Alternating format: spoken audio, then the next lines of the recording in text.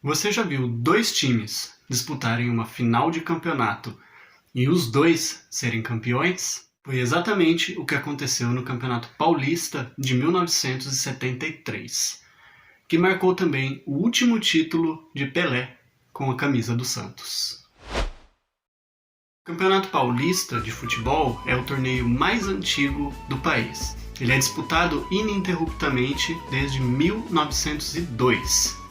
O seu primeiro campeão foi o São Paulo Athletic, que não tem nada a ver com o São Paulo Futebol Clube. E foi um time fundado lá em 1895 por William Charles Miller. E esse time jogou futebol até o ano de 1912, quando encerrou as atividades nessa modalidade. E existe ainda até hoje, porém apenas como um clube amador. O fundador desse torneio foi Charles Miller, que foi o cara responsável por trazer o futebol para o Brasil, lá no final do século XIX, vindo da Inglaterra, onde ele estudava e acabou descobrindo o esporte. Charles Miller fazia parte do elenco do São Paulo Athletic, e inclusive foi o artilheiro daquela primeira edição de Campeonato Paulista.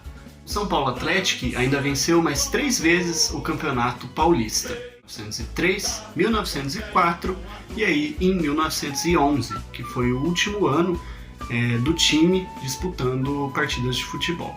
Vale lembrar que nos primórdios aqui no Brasil, o futebol era um esporte restrito às elites, ou seja, só quem era rico que podia praticar esse esporte. A Federação Paulista de Futebol passou a ser responsável por organizar esse campeonato a partir de 1941. O título do Paulistão de 73 foi o 13º título estadual do Santos Futebol Clube. E, como eu já disse anteriormente, marcou o último título de Pelé com a camisa do Santos. Naquele ano, o Campeonato Paulista foi disputado por 12 equipes, divididas em 2 turnos, sendo que o vencedor do primeiro turno jogava a grande final contra o vencedor do segundo turno. Um pouco parecido com o regulamento do Campeonato Carioca de hoje em dia, só que acredito eu que bem menos complicado, que o Cariocão. Aí no primeiro turno, o Santos foi campeão invicto, com extrema facilidade, vencendo 8 partidas e empatando as outras 3. O Peixe marcou 28 gols e sofreu apenas 5, além de ter aplicado 3 grandes goleadas, um 3-0 contra o Corinthians, 6-0 contra o Juventus e 5-1 contra a Ponte Preta. Aí no segundo turno, a Portuguesa de Desportos foi a vencedora. Então a final foi definida entre o Santos e a Portuguesa. E o estádio do Morumbi foi o palco escolhido para receber aquela grande decisão. E naquela época, obviamente, a Portuguesa era um grande protagonista do futebol paulista. Então não é exagero dizer que era um clássico, quando o Santos enfrentava a Portuguesa. Os 2 clubes protagonizaram um grande espetáculo no Morumbi, com um público recorde de 116.156 pessoas. O Santos dominou o seu adversário e foi muito superior durante os 90 minutos. Porém, o 0-0 foi persistente, mesmo o Pelé tendo acertado 3 vezes a bola na trave e o Santos sendo muito superior. Aí a partida então foi para a prorrogação e mesmo na prorrogação o 0-0 persistiu. Então a disputa foi para os pênaltis e foi aí que começou toda a confusão. A disputa de pênaltis naquele tempo era bem parecida com o que é hoje em dia, com 5 cobranças para cada time. Aí ao final dessas 5 cobranças, se a disputa estivesse empatada, aí a disputa ia então para as alternadas. A única diferença daquele tempo para hoje é que lá os times tinham que escolher previamente quais seriam os 5 batedores. E de uns anos para cá essa regra mudou e os times podem escolher ali na hora quem vai bater a próxima cobrança. Na primeira rodada de cobranças de pênalti, as 2 equipes erraram as cobranças. Já na segunda rodada, o Santos marcou e a Portuguesa voltou a errar a cobrança. Aí na terceira rodada de cobranças, o Santos voltou a acertar, fazendo 2-0. E a Portuguesa perdeu mais uma vez o pênalti. Daí o goleiro do Santos, Mário Serras, saiu para comemorar junto com o restante dos jogadores do Santos. Induziu o árbitro Armando Marques a pensar que a cobrança tinha se encerrado, né, que o Santos já era campeão. Então ele decidiu dar como encerrada a disputa por pênaltis e declarar o Santos como campeão paulista. Só que a Portuguesa ainda tinha mais 2 cobranças para fazer. E a disputa estava 2-0 para o Santos. Então a Portuguesa ainda tinha chances de igualar o marcador. Mesmo que essas chances fossem mínimas. Isso porque os próximos 2 batedores do Santos eram o Pelé e o Léo Oliveira, que era na época o batedor oficial daquele time.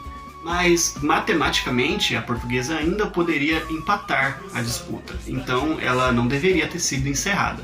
Na saída do estádio do Morumbi, o árbitro Armando Marques deu uma entrevista, assumindo o erro que acabou cometendo, né?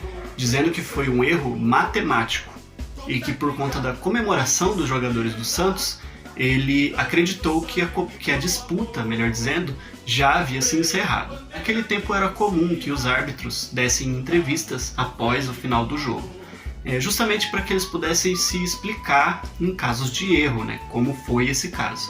A gente sabe que hoje em dia, né, isso não acontece mais, né, os árbitros não podem mais dar entrevista após as partidas. O árbitro ele só percebeu o erro que cometeu quando ele foi preencher a súmula do jogo. Para quem não sabe, a súmula é um documento onde o árbitro anota todos os acontecimentos do jogo. O jogador marcou o gol, quem tomou o cartão amarelo, quem tomou o cartão vermelho, etc. E nesse jogo, como teve disputa por pênaltis, ele teria que anotar quais jogadores cobrou os pênaltis, quais acertaram e quais erraram. Então foi nesse momento que ele percebeu o erro, né? Que ainda tinha 2 cobranças para a Portuguesa fazer. Então ele decidiu ir para os vestiários e convocar de volta as 2 equipes para poder terminar a disputa, né? Para que a Portuguesa cobrasse os pênaltis que restava, né? E o Santos tentasse ali defender. Só que quando ele fez isso, só o Santos voltou para o gramado. Isso porque a Portuguesa já havia deixado as dependências do estádio do Morumbi, às pressas, sem nem mesmo ter tomado banho, sem que os atletas tivessem tomado banho e nem mesmo trocado de roupa. E até hoje não se sabe muito bem por que a Portuguesa fez isso, né? Se eles simplesmente ali perderam o jogo e decidiram ir embora, ou se eles perceberam, né? Sabiam do erro da arbitragem e decidiram ir embora rapidinho para poder jogar essa decisão sob a responsabilidade da federação. Após isso, a Federação Paulista tentou achar uma solução, né, para esse problema. E algumas possíveis soluções foram sugeridas, como por exemplo, os 2 times voltarem e disputarem, refazer toda a disputa por pênaltis, ou retornarem para refazer só aquelas 2 cobranças, né, que estariam pendentes.